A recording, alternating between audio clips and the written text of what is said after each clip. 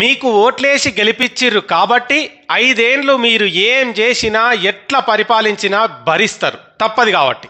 కానీ మీరు సినిమా తీసిర్రు కాబట్టి ఎట్లా పడితే అట్లా తీసినా, ఎంత పడితే అంత రేట్లు పెంచినా చూస్తారు అని అనుకుంటే మీకంటే మూర్ఖులు ప్రపంచ చరిత్రలో ఎవ్వరూ ఉండరు.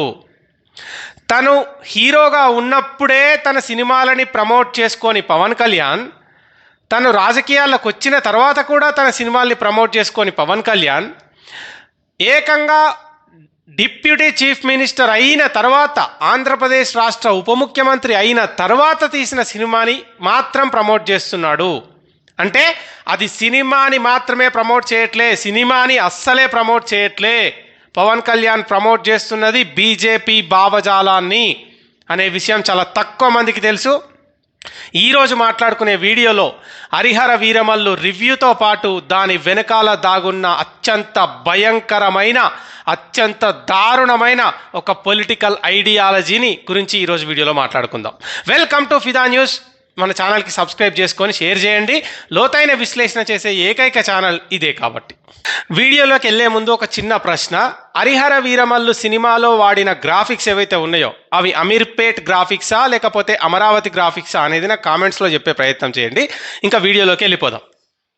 ఒక చిన్న సంఘటన చెప్పి మనం వీడియోలోకి వెళ్ళే ప్రయత్నం చేద్దాం. ఏంటిది అది అంటే, సినిమా అనేది అందరినీ ఏకం చేస్తుంది.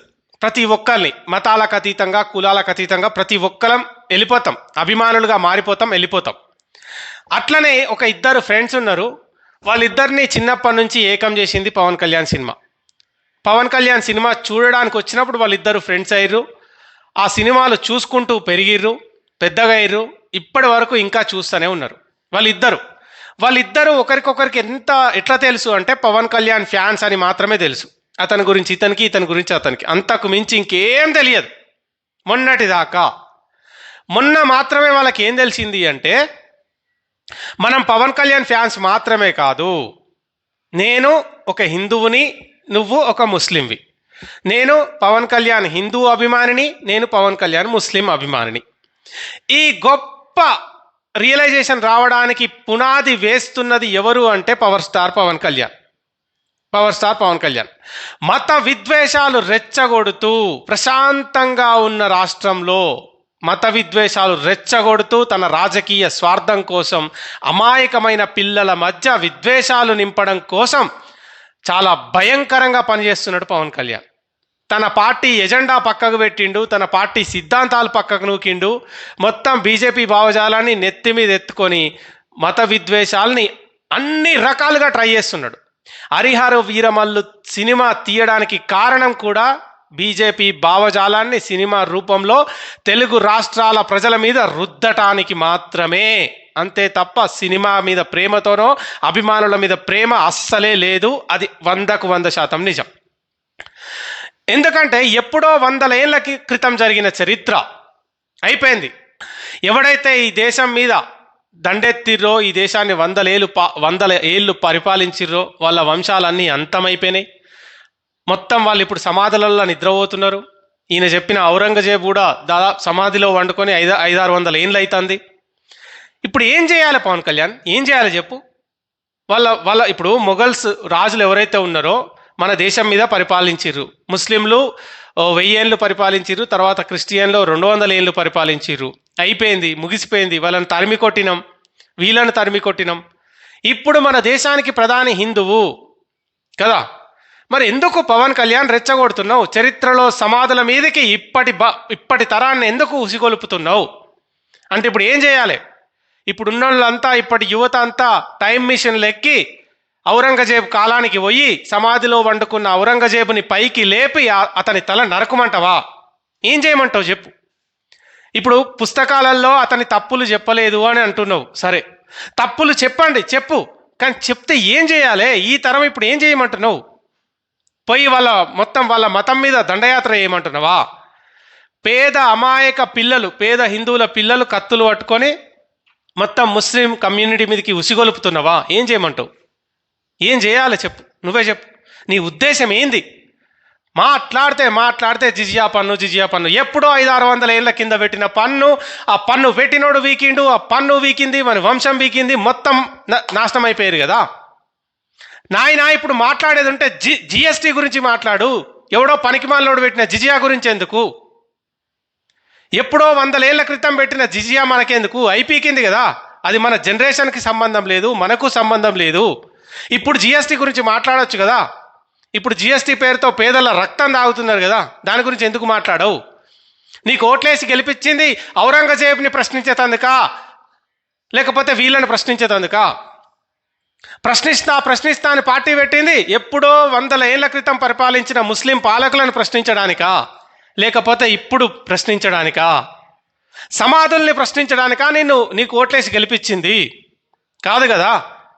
ఇప్పుడు దేశాన్ని పాలిస్తున్నోళ్ళను, ఇప్పుడు రాష్ట్రాన్ని పాలిస్తున్నోళ్ళను వాళ్ళు ఏమైనా తప్పులు చేస్తే వాటిని కదా నువ్వు ప్రశ్నించాల్సింది. అట్లా కాకుండా ఎప్పుడో చచ్చిపోయి సమాధులలో వండుకున్న శవాలను ప్రశ్నిస్తున్నావు నువ్వు. రేపటి తరాన్ని శవాల గుట్టలుగా మార్చడం కోసం నిన్నటి శవాలు తీసుకొచ్చి ఇయ్యాలటి తరాన్ని సర్వనాశనం చేస్తున్నావు నువ్వు. నీకు అర్థమైతలేదు.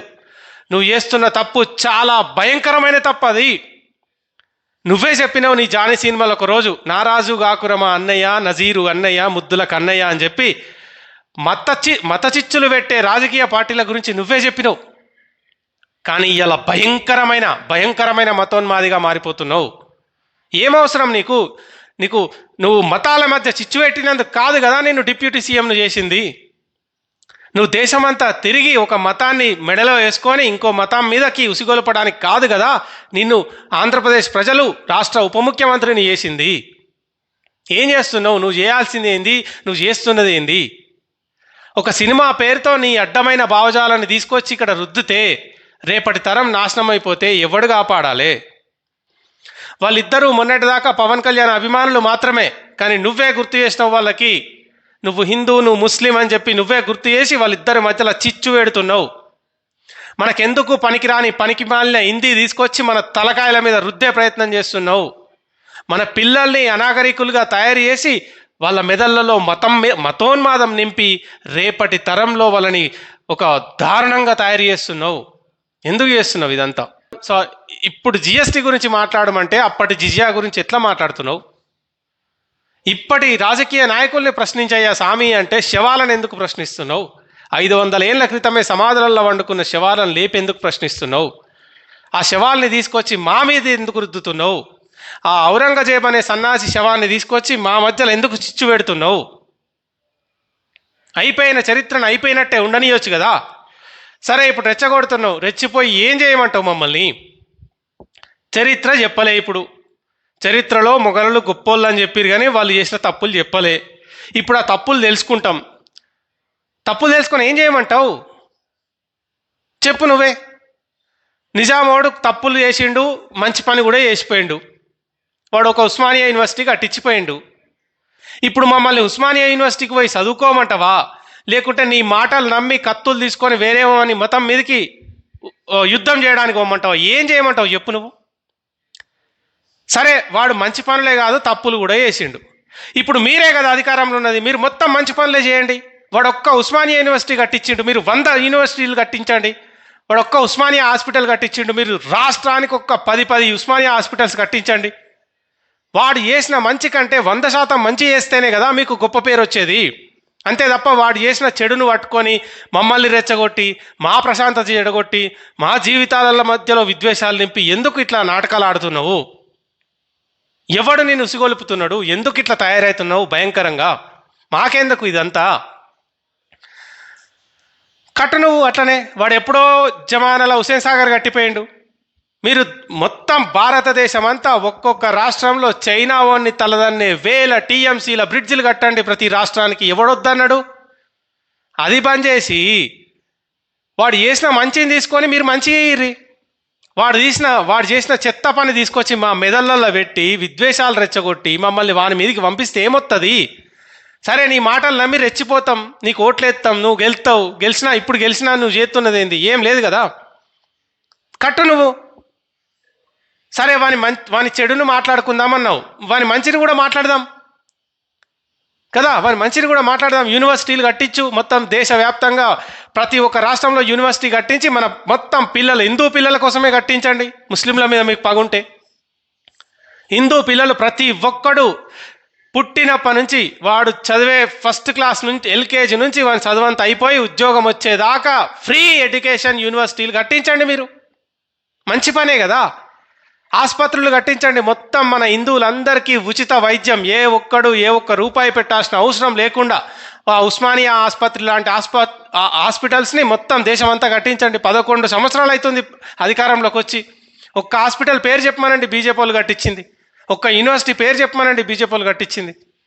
హిందువుల కోసమైనా కట్టించవచ్చు కదా. ముస్లింల మీద కోపం ఉంటే హిందువుల మీద ప్రేమనన్ను ఉండాలి కదా, హిందువుల కన్నా మంచి చేయాలి కదా. ఆ దరిద్రుడు వాడు హిందువుల మీద ద్వేషంతో వాడు హిందువుల మీద జిజియా పన్ను వేసిండు. ఎందుకంటే వానికి హిందువులు అంటే నచ్చదు కాబట్టి వేసిండు అనుకుందాం. హిందువుల రక్తం తాగిండు జిజియాతోటి, ఓకే, దాని మీద నువ్వు కొట్లాడుతున్నావు, క్లియర్. ఇప్పుడు మరి కనీసం మీరు అధికారంలోకి వచ్చిర్రు, హిందువు ప్రధానిగా ఉన్నాడు, మీరైనా మంచి చేయొచ్చు కదా.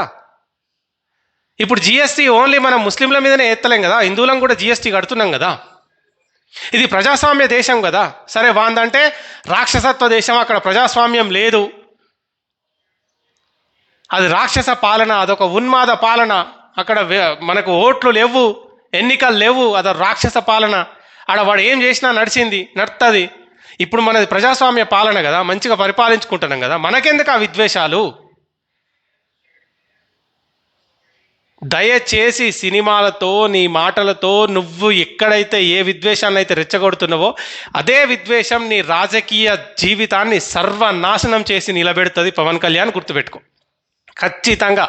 ఒకప్పటి నీ అభిమానిగా ఇప్పుడు నిన్ను కంప్లీట్గా ద్వేషించే మారిపోయిన మనిషిగా నేను చెప్తున్నా, రాసి పెట్టుకో. ఈరోజు నువ్వు చిమ్ముతున్న విద్వేషమే రేపు నీ రాజకీయ జీవితానికి సమాధి కడుతుంది. ఇవాళ నువ్వు పెడుతున్న మత చిచ్చులే రేపటి నీ రాజకీయ భవిష్యత్తుని తగలబెడతాయి. ఇది నేను మామూలుగా చెప్పట్లే, ఒకప్పటి నీ అభిమానిగా చెప్తున్నా, ఇప్పుడు నీ మీద కోపంతో చెప్తున్నా, భావావేశంతో చెప్తున్నా, రాసి పెట్టుకో.